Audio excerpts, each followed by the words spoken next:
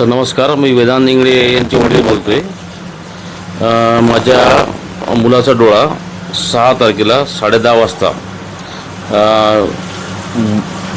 अनिकेत बोराडे यांचा हळदीचा कार्यक्रम माझ्या घरासमोर चालू असते वेळेस त्यांनी माझ्या घरासमोर फटाके लावून माझ्या मुलाचा डोळा कायमस्वरूपी गेलेला आहे। कारण की त्यांच्या घराचे माझे डिस्टन्स जवळपास 200 मीटरचे आहे।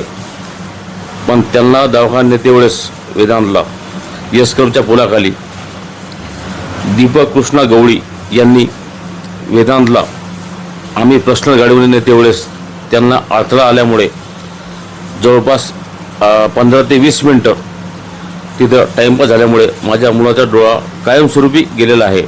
तरी माझी निवेदन असं आहे, सरकारने जो भी माझ्या मुलाला न्याय द्यावा ते योग्य द्यावा अशी माझी विनंती करतो मी।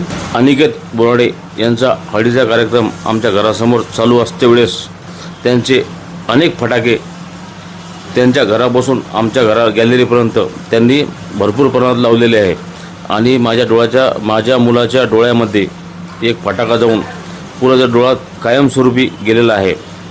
आम्ही त्यांना मदत मागितली पण त्यांनी सांगितले की बाबा तुम्ही दवाखान्यामध्ये घेऊन जा, पण 4 दिवस तोपर्यंत 4 दिवसापर्यंत त्यांची मला कोणतीही मदत मिळालेली नाही आहे।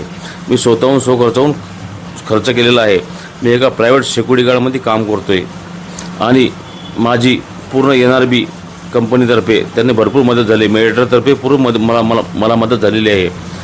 मला असे यांच्याकडून कोणतीही अशी मदत मिळालेली नाही आहे। मी खर्चाहून आणि मित्रमंडळीकडून जो भी खर्च झाला मी स्वतः व इतर मित्रांनी खर्च करून त्यांचे दवाखान्याचे पूर्ण पेमेंट केलेले आहे। डॉक्टरांनी मला असे सांगितले की याचा डावा डोळा कायमस्वरूपी पूर्णपणे निकामी झालेला आहे। आता याचे पूर्ण आयुष्य त्यांना आता मला सांभाळायची वेळ होती, पण आता त्याला मला सांभाळायची वेळ आलेली आहे। त्यामुळे मी त्याला असं पूर्ण आयुष्यभर कसं जगावं हे मला समजत नाही, कसं करावं काय नाही। हे सरकारने मला फक्त न्याय द्यावा। वाळूज MIDC पोलीस स्टेशनमध्ये यांचा FIR पूर्ण मी दाखल केलेला आहे, त्याची पूर्ण केस केलेली आहे। कोर्टामध्ये केस पूर्ण दाखल झालेली आहे। आता कोर्टाने जे बी न्याय द्यावा ते मला योग्य ते न्याय द्यावा अशी मी सरकारला विनंती करतो।